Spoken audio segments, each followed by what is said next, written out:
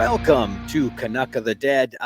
Welcome to another episode in the Halloween series that we're doing.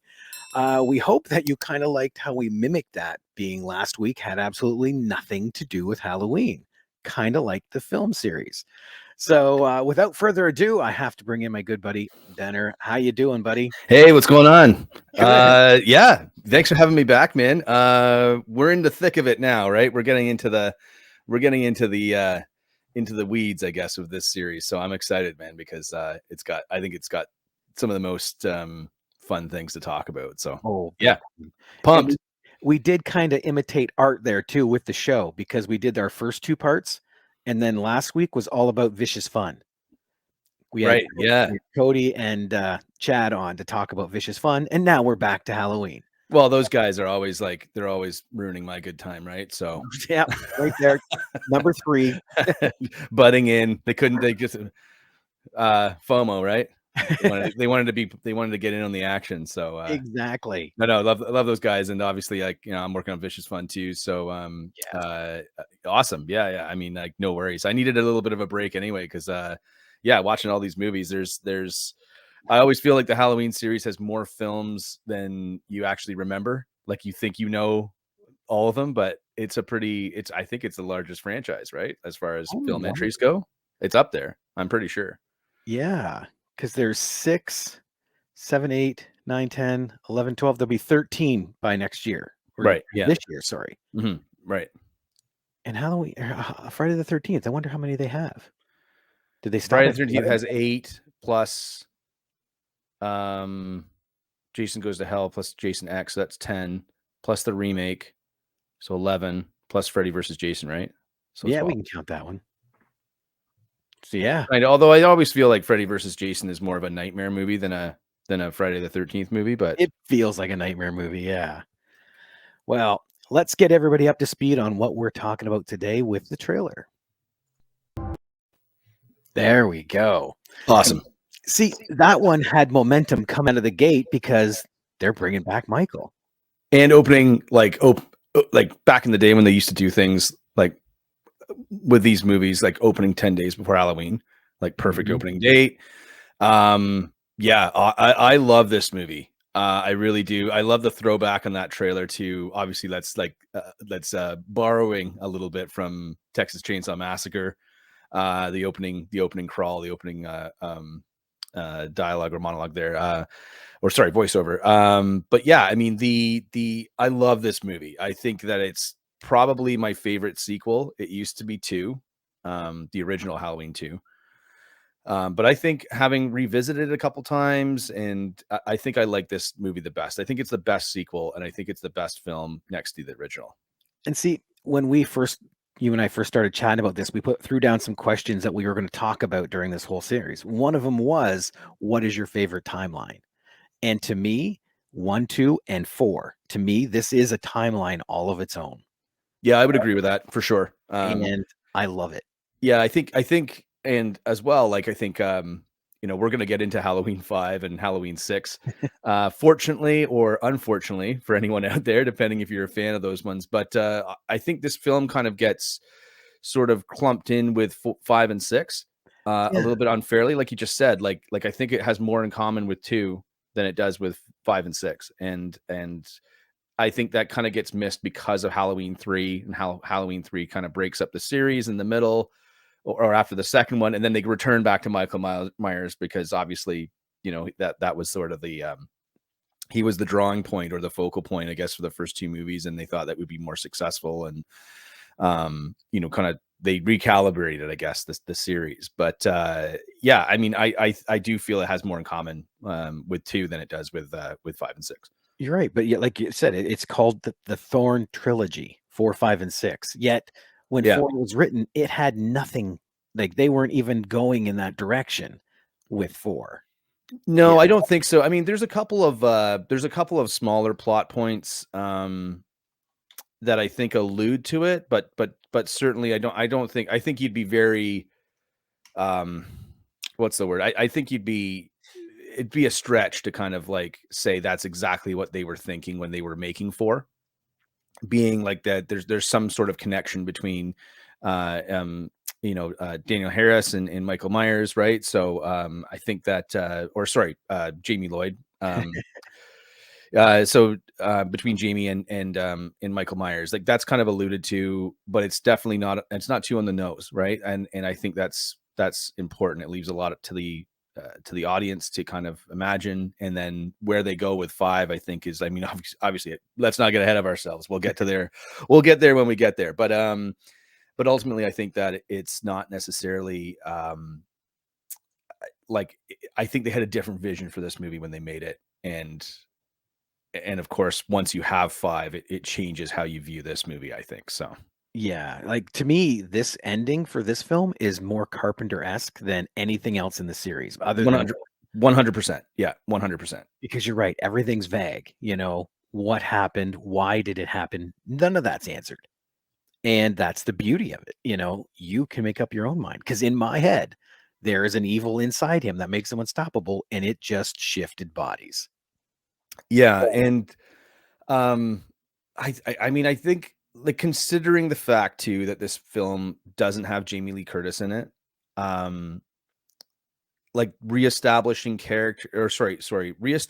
a villain next to brand new characters. Really, the only kind of holdover other than Michael Myers is obviously Loomis. I mean, Donald Pleasance once again just killing it. I think this is his, like, he just kills it in this role. And I like, he always treats it like I was on another podcast recently talking about actors that treat the characters with respect, that they treat the roles respectfully and seriously, right? And yeah, they ham it up a little bit. It's a horror movie. It's a bit over the top of a character, so you can play him like that or play her like that, depending. But I always felt like he always commits to this role 100%, even in the sequels, and I think that's commendable. But also, like, establishing new leads that you care about over the course of the movie in a horror sequel is impressive, and I think this film's aged really, really well.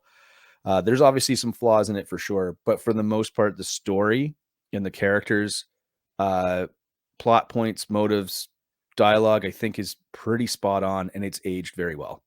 Very well. Yeah, I rewatch this religiously, and you can feel the 80s in it, but that's about it. Mhm. Their lack of cell phones and things like that. But other than that, it could drop literally today, and people would love it. Yeah, I agree, and I think it's strange that there's a couple things that they've borrowed from this movie. I think, like, even when I watched it again recently, um, there is a lot of stuff that other remakes have borrowed. Halloween Kills, as well as Rob Zombie's movies, like, borrowed from this film, and it doesn't really get any credit, because in the original Halloween 4, in the original film, I think they execute them better. And that's, I think, a testament to how they really approached this movie and how they delivered on the concept of returning Michael Myers to Haddonfield, and introducing his niece, and having this sort of mayhem take place with the questions out there of how is this evil still living, or how is this evil continuing to wreak havoc on the townsfolk of Haddonfield. I guess they did shoot some scenes for this film that did have a flashback, but they were never put in. Okay, right. A scene was filmed to bridge the story from Halloween 2. It was done in flashbacks, with a scene where Loomis is being tended to by paramedics, where he sees the burning body of the Shape. Loomis exclaims to the EMS tech, "Let him burn," but they douse the flaming body and they take him to the hospital. Right. So that's the big thing about this, right? Is that um how does Michael Myers survive from Halloween 2? It's kind of explained, but not necessarily. It's a bit flimsy, right? Like, which is kind of like, that's sort of like one of the hallmarks of 80s horror movies, where it's like, you don't really care, nobody cares, but the explanation is a bit flimsy. But guess what? He's back, and that's really all that matters. And Halloween is definitely not the only franchise that's guilty of that. No. But I do feel like it's prevalent in this series for sure. Well, and see, to me, the survival of this just cements the fact that this guy's not human anymore, that he is some kind of evil personified. that can survive any. He's like basically a slasher Terminator. Yeah, well, the cool thing about Michael Myers is that exactly what you just said. But there's always there's a sense of something paranormal, like something worldly about him, but not really. Like it's I mean, again, there are some sequels coming up that we'll talk about, but ultimately in this one, it's like it's something that seems out of this world. It seems kind of a little bit paranormal, but ultimately that's overshadowed by just the idea of pure evil, of a man that is broken and is psychotic and nothing can stop him. Like, he does still seem like a man that is coming for you to kill you. He doesn't seem like necessarily do you know what I mean? Does that make sense? Like, he's a No, it does. combination. Like, you never think of Michael Myers as this monster or this entity from hell, but you just feel that he's like pure evil walking forward, like you mentioned, like the Terminator, one mission to kill Yeah. people. Yeah. No, I know exactly what you mean. Because even in the original and in two, they have those scenes where, like, to sit up in the background after he's been shot, and Yeah. then, but they don't show any suffering on his part. You know what I Right. mean? He'll stagger back from a gunshot, but then he'll straighten up and he'll start walking again. Like, there's no pain, there's nothing. So that's where to me, that's where you get this supernatural side of it. But anywhere you would actually see pain, they seem to cut away from, especially in the original. Like when he falls off that balcony and then he's just gone. You don't see him getting up and walking away. Right. Right. So it seems so supernatural. But you're right, it's just a guy that's got something inside of him. Mm-hmm. And that's the epitome of the characters is he's pure evil. Like, that's the idea. And they throughout this series they kind of get away from that a little bit here and there, but I still feel like they retain it in this film, in this sequel. And I think they deliver on as advertised. Yeah, and I'm one of the people that like the family storyline, from two. So it was interesting how they triggered him to go back. They're transporting him in the ambulance. He seems fine until he hears word that there's someone in his family still alive, and then you can see the hand tighten. Yeah. I mean, I like that storyline too. I think it makes it like, it just, to me, it makes sense. I know I'm not opposed to it not being there. It's not like it's not a hill I need to die on, but I do like the idea that he killed his sister originally. What drove him to do that? Who knows? Um, and obviously with the revelation that Laurie is his other sister, and he's trying to kill her. Um, I mean, It makes sense. I think it makes sense. Like, I think it's a motive for this killer to keep going.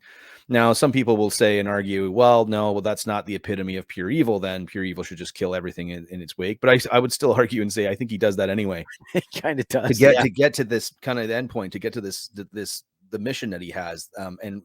And why does he have that mission? Who cares? He's psychotic. He's a psychotic murderer. So unstoppable force, pure evil. And will walk through anyone to get to who he's trying to actually kill, right? So Exactly. Here's point A, here's point B. Do not be in the middle. yeah, the quickest point, like the quickest, like he's not going around people, he's going through them, right? Exactly. And then, like you said, to kick off a franchise again after you don't have the main character, you've only got the villain. You have to create those amazing characters. And with Rachel, I think they nailed it. So Rachel, to me, I think is one of the best characters of the entire series, uh, remakes included, like remakes, reboots, requels, whatever you want to call them, all the entire series. Sorry, and I should just correct myself. So you're right. There's 13 Halloween movies, including Halloween Ends, which hasn't been released yet. So ultimately, there's only 12 right now. So that's, I think, about the same as Friday the 13th. But out of all those films, I think she is the strongest character next to Jamie Lee Curtis, and I would argue and say that she's probably just as strong. And had she had some more room to breathe, and to kind of explore this character, I think she would have been really, really up there. She's super likable. She's got flaws. She's got, she's just the idea that she has to babysit Jamie and she doesn't want to. Like, she's a teenager. Like, Yeah. she's just a teenager. And like I said, I'm not the authority on teenage girls, right? But like, I'm just saying that, like, she seems like a high school student. She hasn't really got it all figured out. She's and then she has to she's struggling to kind of survive herself, protect well, also like protecting Jamie. She's a very strong character, and one of my favorites for sure, just because she's just charismatic, and um she's fearful of Michael, but she's also smart and resourceful. And I don't know, for me, I just don't see that's a hard balance to figure out. And also the expectations, even in 1988 when this movie came out, the expectations of superseding Jamie Lee Curtis as sort of like the lead, the main lead protagonist in this film series is I don't know. I think she kills it. Well, that was just it. Jamie was the every girl. When she was in Halloween, she was every teenage girl, babysitting, talking with friends, the whole bit. So you needed someone that related in the same level. And I think you nailed a lot of the points. She's got a home life where she's now stuck babysitting a stepsister that, didn't didn't want, but is there, kind of thing. Not only that, on top of that, she's now got a cheating boyfriend, Yeah. you know, Who is amazingly uh like amazingly shitty. Like and kind of a caricature, right? But just fits for what they were going for. But yeah, I love the scenes that guy's in, because I just think it's so 80s, but it's great in that way, right? But yeah, I mean, she doesn't come across as like I feel like she doesn't come across as unreasonable and uh or what's the word, like she or gullible. Like, I don't think yeah. she comes across as that. She just comes across as honest and sort of like you mentioned, like an everyday teenager, everyday high school student, that has to kind of is working through multiple things at the same time, and none of them are really that easy or straightforward. So yeah, she's great. And I also feel like, because of the career that Danielle Harris has gone on to have, as Jamie, I feel like she always gets the credit, and rightfully so. Like, I love Jamie Lloyd as a Oh, character, and Danielle Harris has had a great career, and she's always great in everything she's in. However, I do feel like she gets maybe a little bit more credit in this movie, uh, over over Rachel, right? So, which I is think Ellie Cornell. Sorry. So, the actress Ellie Cornell. So I just feel like they both carry the movie, and I feel like Jamie Lee Danielle Harris gets all the credit for carrying this movie, where I think it's a combination of the two protagonists carrying it along together, right? the only thing I think that tips the scales for Danielle was the age. The fact that she was so young and had such a strong role, it kind of overshadowed Ellie, like you said, just because she was so young. I think that's the only deciding factor between the two. And she's fantastic. I mean, Danielle Harris, I'm not taking anything away from her. Like, I don't want any online hate here. Oh But yeah. she's amazing. And I don't know what it is about, there's a lot of child performances in or acting performances, especially in the 80s, that were done so well. I don't know how they got those performances, but like her performance in this reminds me of um reminds me a lot of E.T. in some respects. Like Elliot from E.T. also reminds me of like Sixth Sense a little bit. I know that was made after, but just like these kind of dialed in, sort of really focused performances from children in these kind of horror settings. I think she's fantastic in it as well. Oh I yeah. just feel like, yeah, Rachel, to me, I think she's the glue that hold this whole movie together. And it's a shame that we didn't get to see more of because I think she's a really, really strong character. If only she had dark hair, right? Right. So let the people know about that, because I didn't know about this. You asked me Right. it. You said, "Hey, did you know?"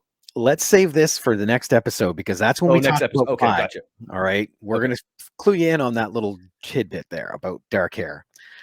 But I will talk now about one thing, the only flaw that I really saw that kind of still irks me just a hair in this movie. And it's the drugstore scene where Jamie goes and gets the clown outfit, the introduction of Michael to her.